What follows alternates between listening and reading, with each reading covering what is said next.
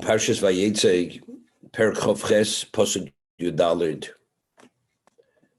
Yaakov is in the middle of this prophetic vision on Har Moriah, and Hashem says to Yaakov, "Voya zarcha kafara oretz," and your progeny will be like the dust of the earth.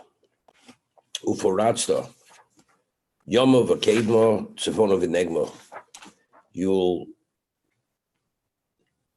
be empowered, meaning you'll burst forth to the west, to the east, to the north, and to the south.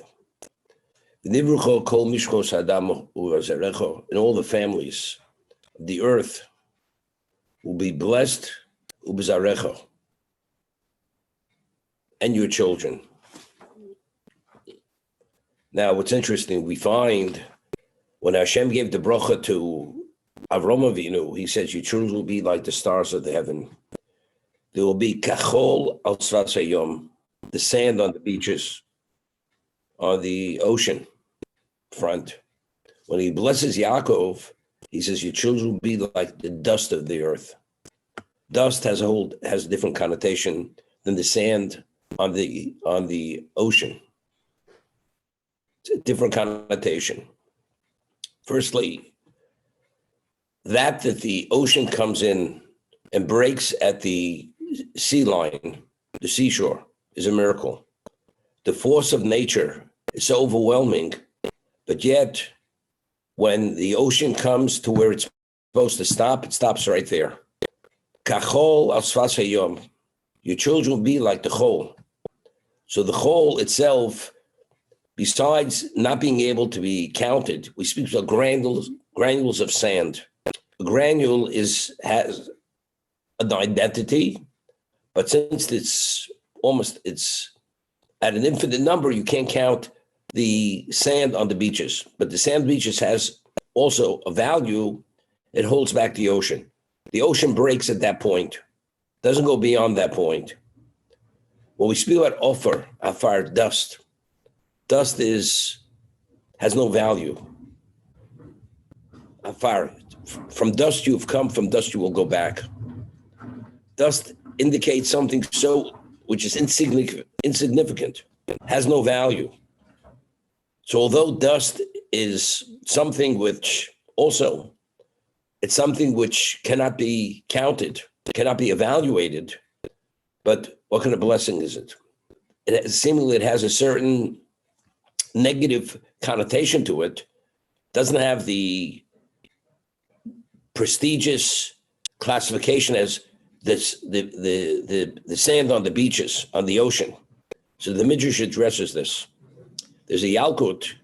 The Yalkut, which is a compilation of Midrash, offers two interpretations. One interpretation is that who is Yaakov? Yaakov is the patriarch, who's the personification of Torah. Yaakov is Tam Yoshiva Olim. The whole concept of Barosi Yitzhar Barosi Torah Tavlin, that the antidote to the evil inclination is the Torah itself.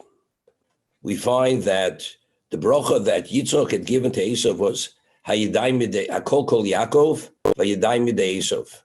The voice is the voice of Jacob, and the hands are the hands of Esau.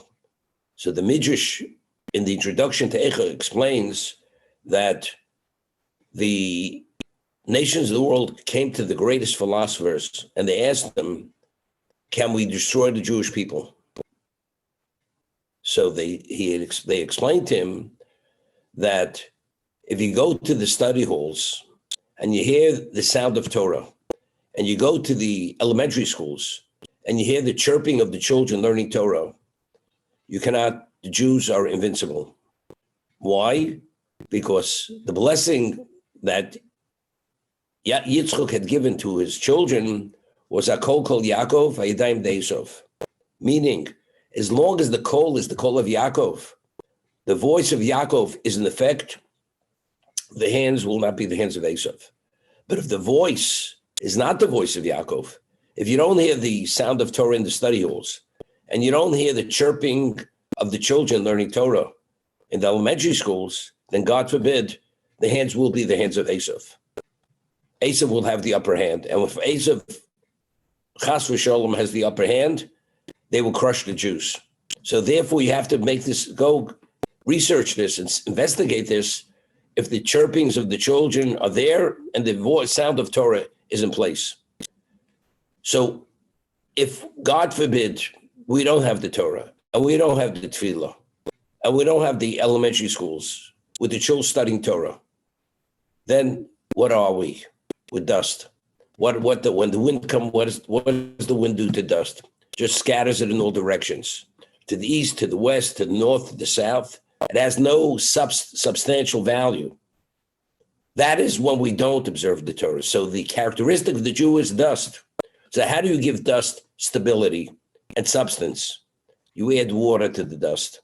When you add water to the dust, then the dust remains in place, and you could even turn it into something into something which is substance.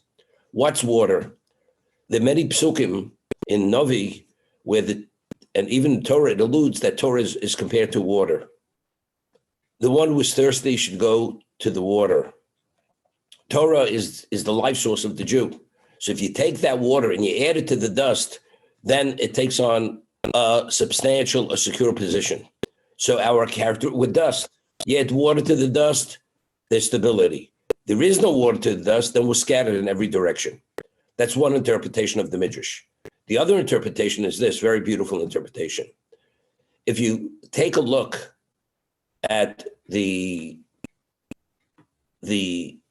millennia of history, all the civilizations that tried to destroy the Jews no longer exist. They went into the dustbins of history. And the Midrash says, quotes a pasuk that the Navi says, refers to the Jewish people as Even Yisrael. We're the boulder Israel. We're a boulder. So the Midrash says, what does it mean we're compared to a boulder? Just as a boulder in the medieval times, they had a contest that if you'd be able to lift a boulder up over your head, you'd win a purse of gold. And for centuries, people were trying to tackle the boulder, to lift it above the heads. But a boulder, if you lift it up to a certain point and you lose your balance, what happens? You're crushed by the boulder. So the boulder the person tries to tackle, that is actually what brings about the person's demise, because the boulder crushes the person. And therefore, nobody ever wins that purse of gold. Throughout history, many civilizations said they tried, they didn't succeed, we will succeed.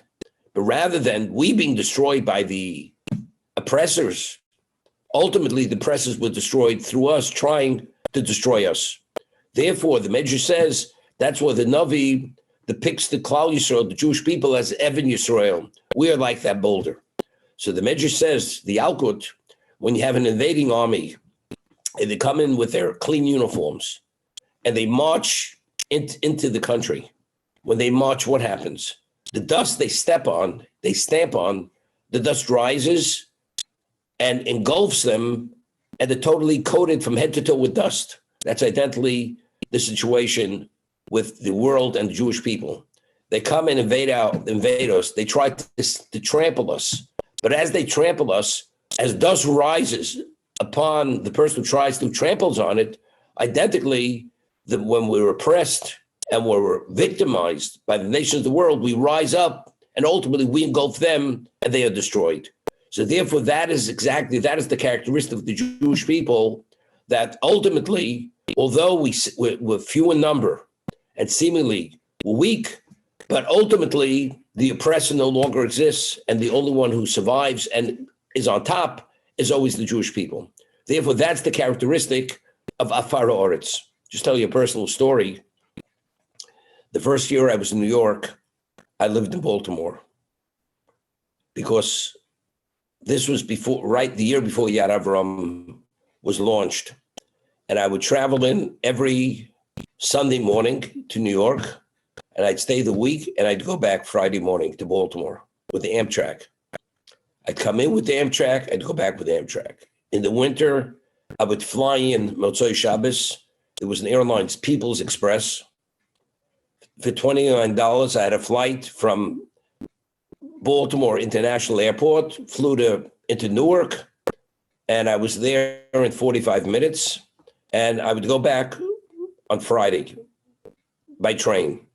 Every week when I'd go back on Friday by train on the Amtrak to Baltimore, I had another story. Why did I always have a story? Because when I travel, I always have a sefer on my lap, and I learn, whether it's the Rambam or whatever I'm learning.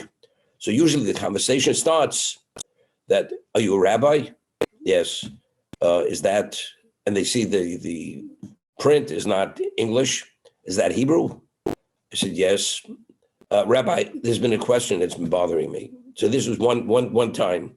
This person must have been about 6'8" in height, and he was going to Washington, and I was getting off in Baltimore. So he says to me, Rabbi, I'm not an anti-Semite. I'm not an anti-Semite. But why are people anti-Semites? What do they have against the Jewish people? If he's telling me he's not an anti-Semite, he's trying to understand, but why are there anti-Semites out there? It's like, the anti-Semite says some of my best friends are Jews. Yeah. So there's certain things which are under that surface there. So I said, I want to explain you something. We find the prophet refers to us as the boulder, that throughout history, civilizations tried to destroy us, but they went into the dustbins of history. And we'll compare to that boulder and the he-men who tried to tackle the boulder, rather than lifting the boulder above their head and taking control, they were crushed by the boulder. I said, throughout history, all kinds of nations and civilizations tried to destroy the Jewish people. They didn't succeed. So they see it. This is the Jewish arrogance. This is the tenaciousness of the Jew. As much as we try to destroy them, we can't. You know something? They didn't succeed, but we will succeed. You hear this? That we exist to the nations of the world is the ultimate in arrogance, because here we've been trying to put you out of existence for a millennia, and we haven't succeeded, and each one feels the previous civilization didn't, but we're going to do it. It's sheer arrogance that the Jew exists. I said, that's where anti-Semitism, that's where it emanates from. They see our existence, that we defy reality, as arrogance, and therefore they can't tolerate it. This is what I told him, and that was it. Whether he absorbed it, understood it, factually, it's the truth. That's what anti-Semitism is. The Jew is always something, and despite everything, these guys, they always come out on top. There used to be an expression, you go in a revolving door, they go in, you go before them, and they come out before you. How is it possible? That's the way they used to depict the Jew, the anti-Semite, with a revolving door. You're before them, and somehow, by the time you come out, the Jew comes out before you. How's it possible? Somehow they work it out. It defies reality. And that's the way they depict us. So again, that we succeed, despite that they put limitations on us. It was known in Europe that Jews were limited to certain guilds, and they weren't permitted to enter into certain types of professions. Why? Because any profession the Jew entered into, he was the most successful. And as a result of that, the non-Jew felt second class, third class, or inefficient, incapable. They couldn't deal with it. Therefore, there were certain areas Jews were not permitted to enter into those professions. For this reason itself, that was the anti-Semitism. Because wherever the Jew goes, he rises to the top. That's a reality. And what do? They push us off the mountain. But as much as they push us off the mountain, the Jew gradually crawls up that mountain, and he gets to that mountain peak again. This is Voya Zarcha Kafar Oretz. We have the characteristic of dust, that when you trample on dust, the dust rises and totally consumes and coats the person identically. The more they oppress us, we rise and we engulf them, and ultimately they disappear and we remain.